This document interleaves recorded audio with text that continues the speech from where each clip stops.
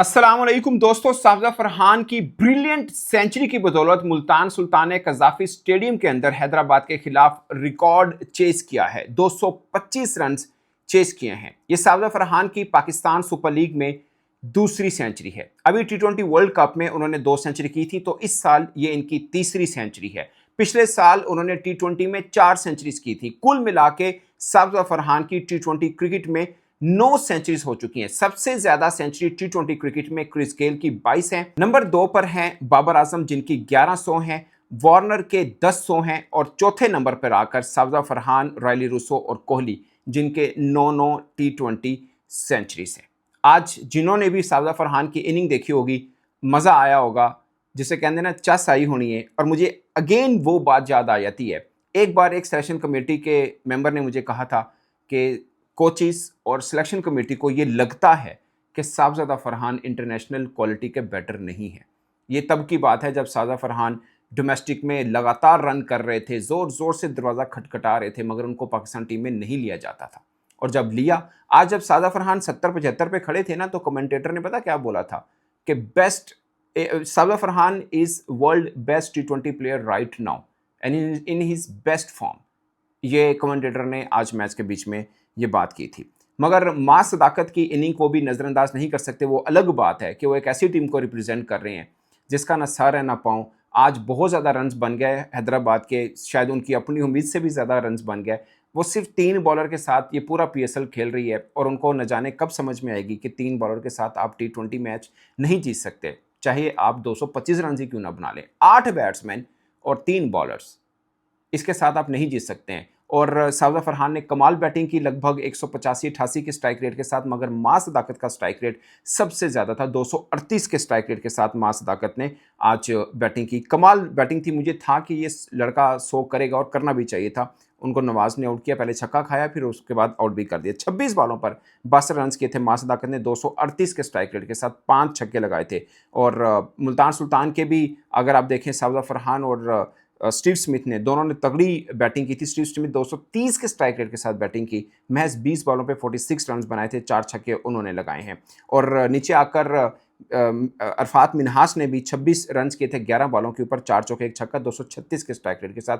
मगर मजमूई तौर पर सबसे तेज स्ट्राइक रेट के साथ किसी ने अगर बैटिंग की थी तो वो मां सदाकत है। मगर ओवरऑल एक कंपोज इनिंग अगर हम किसी की कह सकते हैं तो वो साजिद फरहान की है। नॉट आउट गए हैं और कमाल अंदाज के साथ 225 रन का हदफ 18.4 ओवर्स के अंदर चेस किया है। अब हैदराबाद के ऊपर थोड़ी सी मैं बात करूं, मुझे मुल्तान सुल्तान की भी जो कॉम्बिनेशन है कि बहुत आइडियल नहीं है। बाय द वे, इस पीएसएल के अंदर ना सिर्फ 2-3 फ्रेंचाइजी हैं जिसका कॉम्बिनेशन थोड़ा बेहतर है।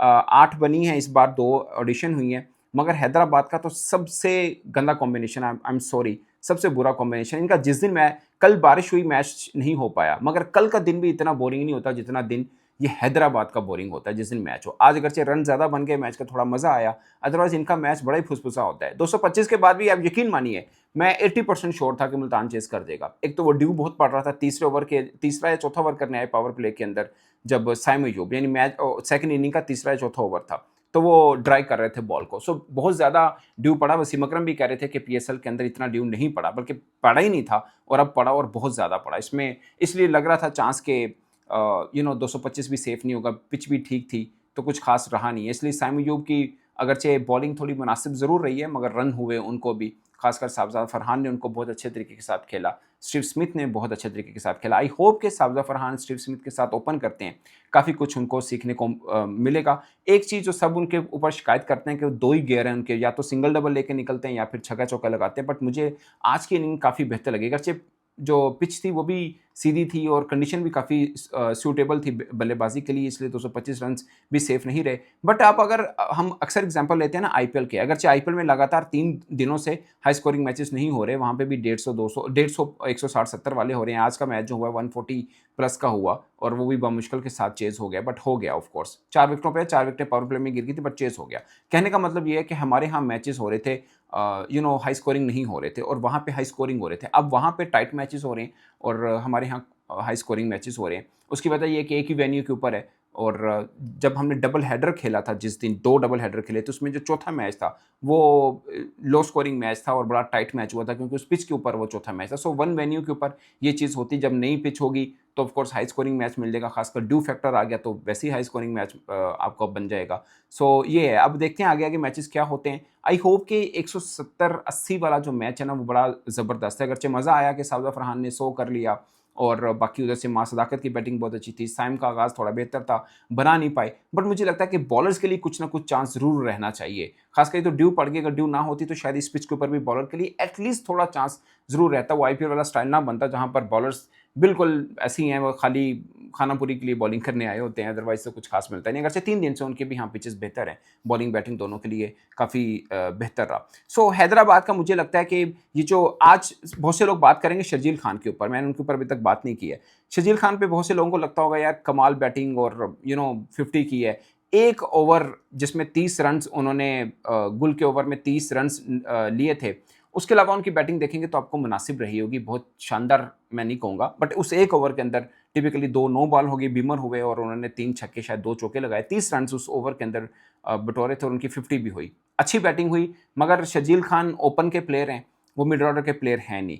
बाय द वे वो 2-3 बरसों से वो लेजेंड क्रिकेट खेल रहे हैं, और अब पाकिस्तान सुपर लीग में ऑलमोस्ट 3 बरसों के बाद उनका चांस बना है शर्जील खान का, और 50 के साथ उन्होंने वापसी की। ऑलमोस्ट 50वां ही, ऑलमोस्ट नहीं 50वां ही उनका मैच था और उन्होंने 50 भी की है। बट अगर उनको चांस देना भी है, अगर हैदराबाद की टीम में ये है कि एक जगह साद अली हैं, एक तरफ वो पहले हमाद आजम को खिलाते थे, अब वो उनकी जगह पे अगर शर्जील खान और हमाद आजम का मैचअप है तो ऑफकोर्स फिर शर्जील खान ही बनते हैं, उन्होंने परफॉर्म भी अच्छा कर दिया। बट अगर शर्जील खान को भी ऊपर, अब ऊपर भी कहाँ खिलाएं, ऊपर साइम है और मां सदाकत है, सो उनका कॉम्बिनेशन थोड़ा सा ना पाकिस्तान टीम वाली सिचुएशन है। एग्जैक्टली वही 3 बॉलर, बाकी ऑलराउंडर्स और सारे के सारे ओपनर। एक लबी शाहीन है, वो शायद नीचे खेल सकते थे बट वो भी ऊपर खेलते। सही तरह फॉलो अगर किसी ने ना पाकिस्तान क्रिकेट टीम को किया है तो वो हैदराबाद ने किया है। कप्तान वो बनाया जिनकी T20 में रिकॉग्नाइज जगह नहीं है। लबी शाहीन को हमने सलमान आगा को बनाया था। खैर ये यहाँ पे लबी शाहीन कम से कम बॉलिंग तो करते हैं, सलमान आगा बॉलिंग नहीं करते। अच्छा, सलमान आगा भी मिडल ऑर्डर के बैट्समैन है बट खेलते वन डाउन है, और ये भी मिडल ऑर्डर के बैट्समैन है, खेलते वन डाउन है, और बाकी सब ओपनर है और 3 बॉलर हैं, सारे ऑलराउंडर ने।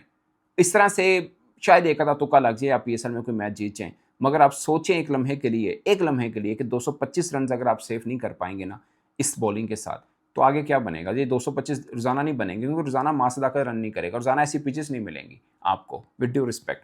सो बोरिंग मैचेस होते हैं। वैसे हैदराबाद के आज थोड़ा सा इंटरेस्ट जरूर बना, क्योंकि हाई स्कोरिंग मैच हो गया। सो दोस्तों, इस पर आप अपनी राय कमेंट की सूरत में जरूर बताइएगा। मेरी तरफ से इतना ही, इजाजत दीजिए, अल्लाह ने के पास।